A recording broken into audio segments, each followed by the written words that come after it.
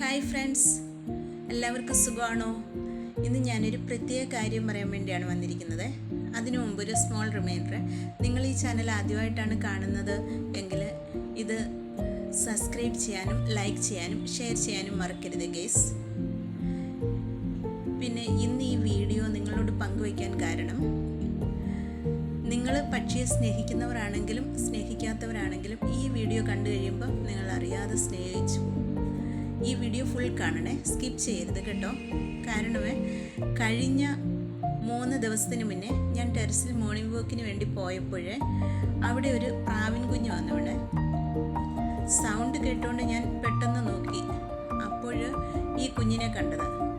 അതിൻ്റെ അമ്മയെ ഞാൻ അവിടെയൊക്കെ നോക്കി. അമ്മയെ കാണുവാണെങ്കിൽ അമ്മയുടെ അടുത്ത് ഇതിന് സേഫാണല്ലോ, അമ്മയുടെ അടുത്ത് ഇരുത്തിയിട്ട് പോരാമല്ലോ എന്ന് ഓർത്ത്. പക്ഷെ അമ്മയെ നോക്കിയിട്ട് അമ്മയെ അവിടെ ഒന്നും കണ്ടില്ല. പിന്നെ ഞാൻ ഈ കുഞ്ഞിനെ നോക്കിയപ്പോൾ അതിന് നല്ലതുപോലെ പറക്കാനും പറ്റുന്നില്ല. കൊച്ചു കുഞ്ഞാണ് കേട്ടോ. പിന്നെ എന്താ ചെയ്യുക, ഞാൻ അതിനെ കയ്യിലെടുത്തു.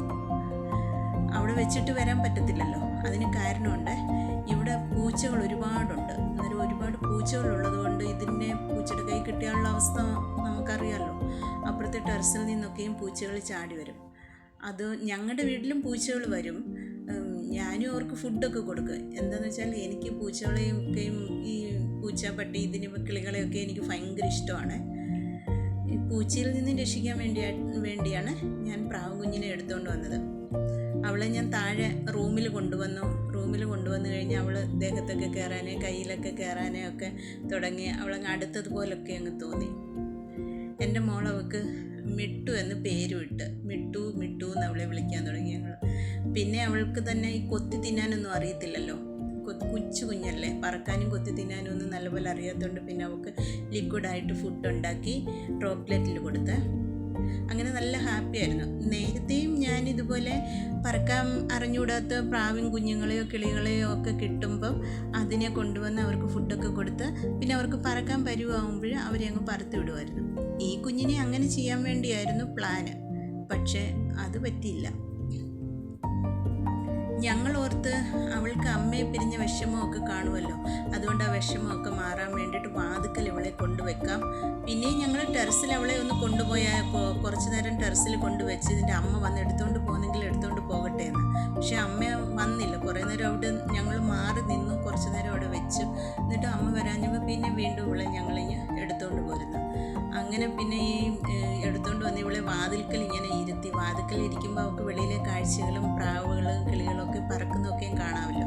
പിന്നെ നെറ്റിൻ്റെ ഡോറൊക്കെ ആയതുകൊണ്ട് പേടിക്കാനും ഒന്നുമില്ലല്ലോ എന്നോർത്ത് ആ കുഞ്ഞിനെ അവിടെ ഇരുത്തി. അത് അങ്ങനെ ഇരിക്കുമ്പോഴാണ് പൂച്ച വന്നത് കേട്ടോ.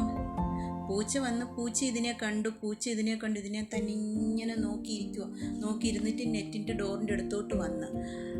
അപ്പം ഞാൻ ഓർത്ത് നെറ്റിൻ്റെ ഡോറായതുകൊണ്ട് അതിനെ നോക്കാൻ മാത്രമേ പറ്റത്തുള്ളല്ലോ, അതുകൊണ്ട് പേടിക്കാനൊന്നുമില്ലെന്ന് ഓർത്ത്. പക്ഷേ ആ കുഞ്ഞിൻ്റെ മനസ്സ് ഞാൻ അറിഞ്ഞില്ല ഗൈസ്.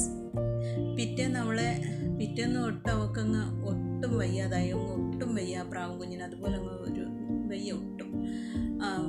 പിന്നെ ഞങ്ങൾ പക്ഷേ എത്രയും അവളെ നോക്കാൻ പറ്റുമോ അതുപോലെ അവളെ നോക്കി നല്ല കെയറൊക്കെ അവൾക്ക് കൊടുത്ത് കുറേ നേരവും അവളെ മടിയിൽ തന്നെ അങ്ങ് എപ്പോഴും വെച്ചുകൊണ്ടിരിക്കുകയും ചൂടൊക്കെ കിട്ടിട്ടെന്ന് ഓർത്ത് അങ്ങനെയൊക്കെ വെച്ച് രാത്രിയിലാണെങ്കിലും അവൾക്ക് നല്ലതുപോലെ കെയറൊക്കെ കൊടുത്ത് ഇടയ്ക്കിടയ്ക്ക് എഴുന്നേറ്റ് അവൾക്ക് ഫുഡ് കൊടുക്കുകയും അതുപോലെ അവളെ നോക്കുകയും എല്ലാം ചെയ്യും. പക്ഷെ പിന്നെ ഞങ്ങൾക്ക് മനസ്സിലായി ഞങ്ങളുടെ കയ്യിലിരുന്നാൽ അവൾ രക്ഷപ്പെടാനും ബുദ്ധിമുട്ടാണെന്ന്. പിന്നെ പെട്ടെന്ന് ഗൂഗിളിൽ സെർച്ച് ചെയ്തിട്ട് റെസ്ക്യൂ സെൻ്ററിൻ്റെ നമ്പർ തപ്പിപ്പിടിച്ചെടുത്തു. അങ്ങനെ മോനും മോളും അവർക്കെല്ലാം കോൾ ചെയ്തു. പക്ഷേ കോൾ പോകുന്നുണ്ടെങ്കിൽ അവരൊന്നും എടുക്കുന്നില്ലായിരുന്നു. അങ്ങനെ പിന്നെ ലാസ്റ്റ് ഒരെണ്ണം കിട്ടി. അപ്പോൾ അവിടെയുള്ള ആൾ പറഞ്ഞു അങ്ങോട്ട് കൊണ്ടു കൊടുക്കാൻ പറഞ്ഞു. ഇവിടെ ആണെങ്കിൽ ഭയങ്കര മഴയാണ്, എന്നാലും ഒരു ജീവനല്ലേ.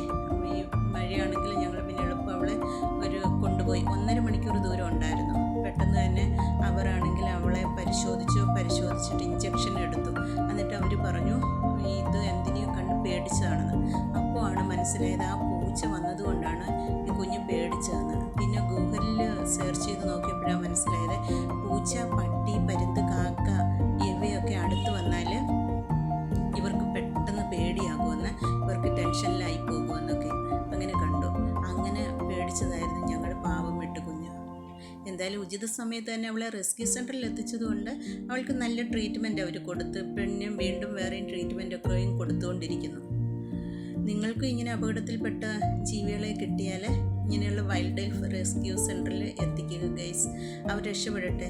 പിന്നെ നിങ്ങൾ പക്ഷികളെ വളർത്തുന്നുവെങ്കിൽ പൂച്ച, പട്ടി ഇവയിൽ നിന്നൊക്കെയും ദൂരെ വയ്ക്കുക. വീട്ടിലെ പൂച്ച, പട്ടിയൊക്കെ ആണെങ്കിലും കുഴപ്പമില്ല, അത് അവരുമായിട്ടങ്ങ് ഫ്രണ്ട്സ് ആണല്ലോ, അതുകൊണ്ട് പിന്നെ കുഴപ്പമില്ല, അതെല്ലാം നമുക്ക് പേടിക്കേണ്ട ആവശ്യമില്ല. വെളിയിലെ ആണെങ്കിലും നമ്മൾ സൂക്ഷിക്കണം.